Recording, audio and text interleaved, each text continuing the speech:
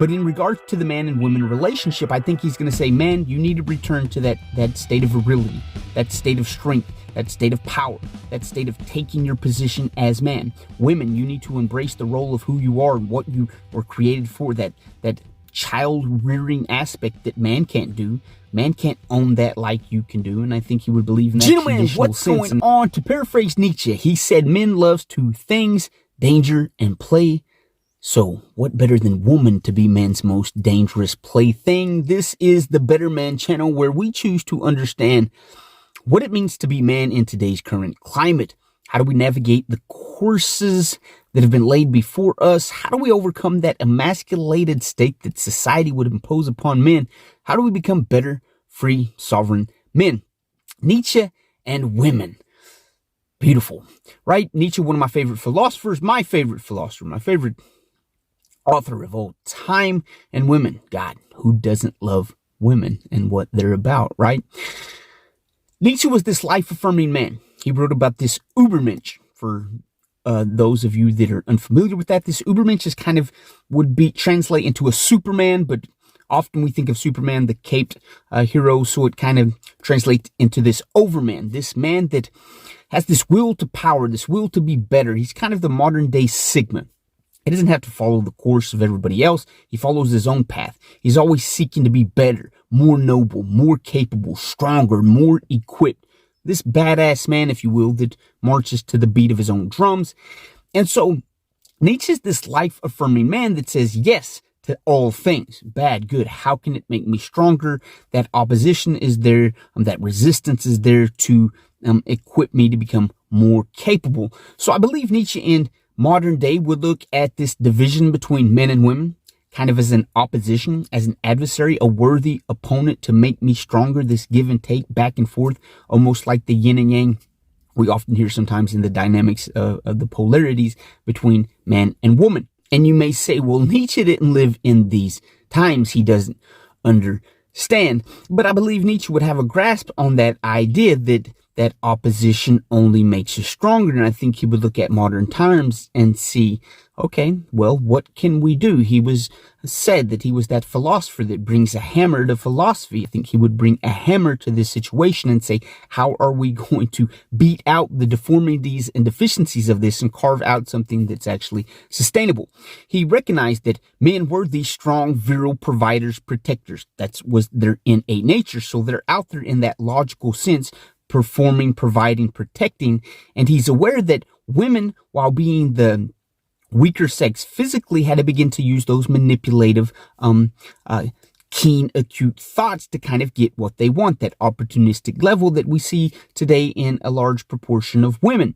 But I don't think he would see this as necessarily an evil, malevolent thing. He would see it as something necessary, a necessary cause to advance the progression of the human race in order for man, woman to kind of combat and have this dance between the yin and yang so that we can actually procreate. So he sees women's ability to move into this kind of manipulative, what am I getting out of this relationship, as something that should empower men to become stronger, to become more capable, to have that competitive Ubermensch mentality where we rise the ranks. And I think many men today have gathered that. They say women as this opportunistic, feminine nature that use the resources of men to climb the ranks. And then we see a state of men that say, well, I'm just not at that hierarchy. I'm not at the top level. I'm not top tier in looks or finances or value or status or personality.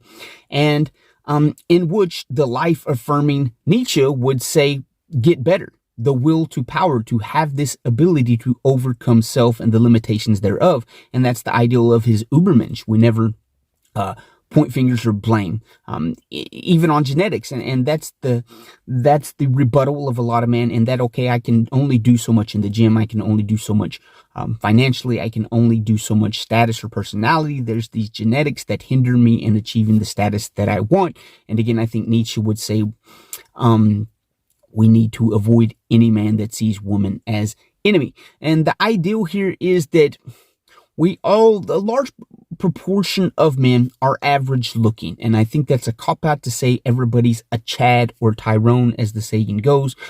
we're average looking men, but we can get better. We can improve physically. We can improve that status. We can improve our confidence. We can improve the value of our very nature. And I think this is something Nietzsche affirms throughout his books, is to be that life affirming man that never comes up with excuses, and that we see that kind of diametrically opposition between man and woman as something valuable that actually can bring unity. And I believe Nietzsche would say this, and he would believe that the man needs to become that strong, virile, energetic, upright man that is always seeking to be better. And woman needs to know that position in her life that, okay, she is that manipulative, emotional person, but without man, where is she? Where has she fallen? Where has her rightful place gone? And we see this in the state of women today. Where have all the good men? I only want this top percent. I want the best. So where are they? Well, we've emasculated men. We've pushed them to the side. We've told them they don't matter. We have this feminine nature coming about where there are no life affirming men, as Nietzsche promoted. So where are all the good men? Well, they're watching 20 hours of porn and 30 hours of gaming because we've diminished their role to be leader, provider, protector, and we've applauded the nature of women to become more masculine. And Nietzsche would be opposed of this flip-flopping of characteristics, this flip-flopping of identity, where men are now more effeminate, when women are more masculine, and we've lost the very nature to be those strong men and strong women because we're competing against each other in this flip-flop version, and who the hell knows who is or what is, and where have all the good women gone because now they act like men, and where have all the good men gone because now they act like women. And again, it's easy to say the hell with it, and we see generations of men saying that and resigning themselves to the sidelines, and almost rightfully so. But what would Nietzsche say? In that life-affirming stance, that man gets up and stands up on his 2 feet. And what better thing than man who loves 2 things, danger and play, to begin to kind of wrestle with and spar with the dangerous plaything that woman is. Women are beautiful, right? And they are these emotionally driven women. And from biology and from antiquity and throughout life and adapting to that, men being the stronger sex, they have harnessed this kind of manipulative emotional standpoint to be able to kind of wrestle back and spar back with men to get what they want, that opportunistic mindset that we see. Men being more logical and just thinking, well, I do this, I provide, I protect, and why is my woman trying to move on? Why is she cheating? Why is she this? Why is she looking for more? And especially in today's overly connected social world, where at a click of a button or at the adding of a profile picture, you have 100 simp-like men just pouring over, oh, you're so beautiful, you're all this, you're all that. Well, then what do we expect? And so there's a lot of variations, a lot of variables that go into play here. And I think Nietzsche would just have a heyday in today's world, saying, my God, you're ignorant.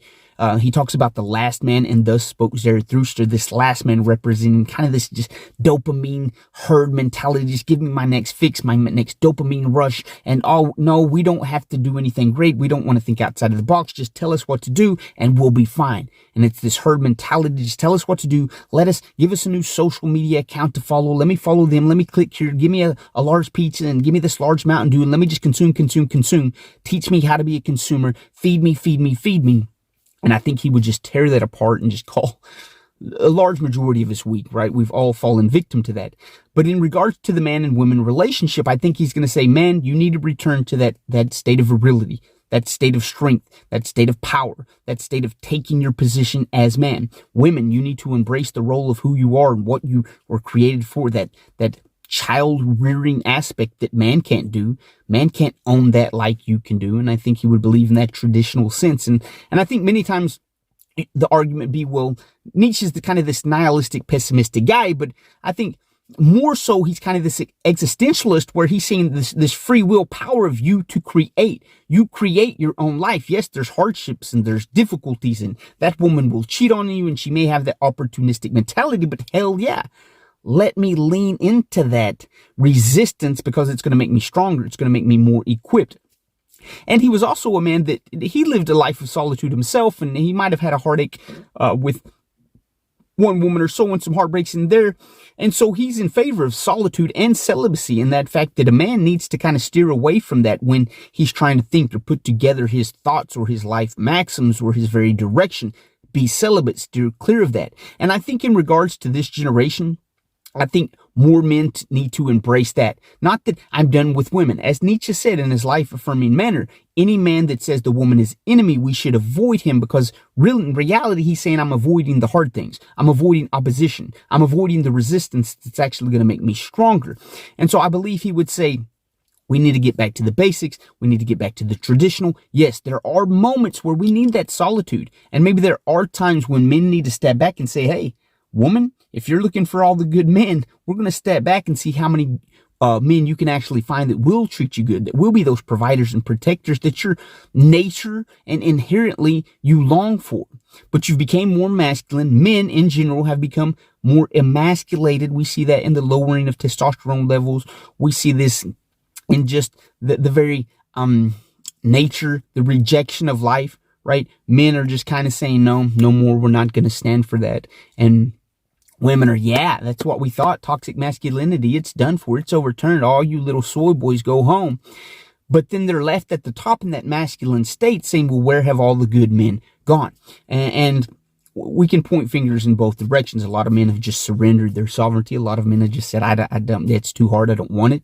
But then a lot of women in that manipulative emotional stance have pushed men into that position. And so I think Nietzsche would have a lot of fun things to say, but the overarching theme and tone of his voice, I think in modern day would be, men, stand up, be the men you were created to be. Women, be who you were created to be. And let's dive in the middle and let's begin to spar around with each other and let's see where we'll go. He was the philosopher that brought a hammer to philosophy. I think he would bring a hammer into modernity and say, look what you fools have caused. You've turned the world upside down. And he talks about that in the transvaluation of morals, in the genealogy of morals. He talks about how the lower class and those kind of poor, pitiful me, oppressed people, and resenting the master morality, those aristocrats, those up top, they kind of try to do a flip-flop on values. They begin to call what's good for the aristocrats evil. Well, they must have got wealthy through greed and corruption. And they come up with all these excuses why those up at top are living up top. And I think we see that today. We see that in men. We're saying, well, you got to be Chad or Tyrone, or you must be wealthy or that. And then probably even the woman's going to cheat on you and all this. And we adopt this nihilistic view. And I believe Nietzsche would say, let's stop that.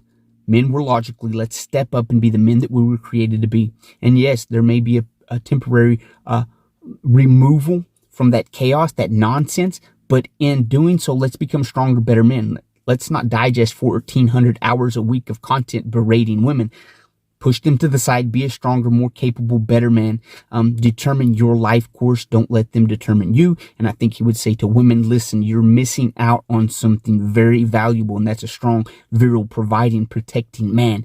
You have the ability to be that dynamic polarity, that complementary aspect to that man that's going to go out there and be a badass man. And he can provide and protect for you. And I think he would just slap the ideologies of today in the face with a big ass hammer and say, listen, you're a man, be strong, capable man. You're a woman, be that child rearing, bearing, nurturing woman that you were created to be. And in both aspects, you're both bad asses. Know your place, know your roles, and have that exclusive code where you're not trying to be more effeminate if you're man. You're not trying to be more masculine if you're woman. You were created to be feminine in nature. Men, you were created to be strong, virile, and upright. Let's rise together. Let's complement each other. We're never going to see each other and deem each other as the enemy, because we can make each other stronger with that resistance and that opposition. You're trying to kind of manipulate me, and for lack of a better word, manipulate, encourage. You encourage me with your craftiness and my craftiness,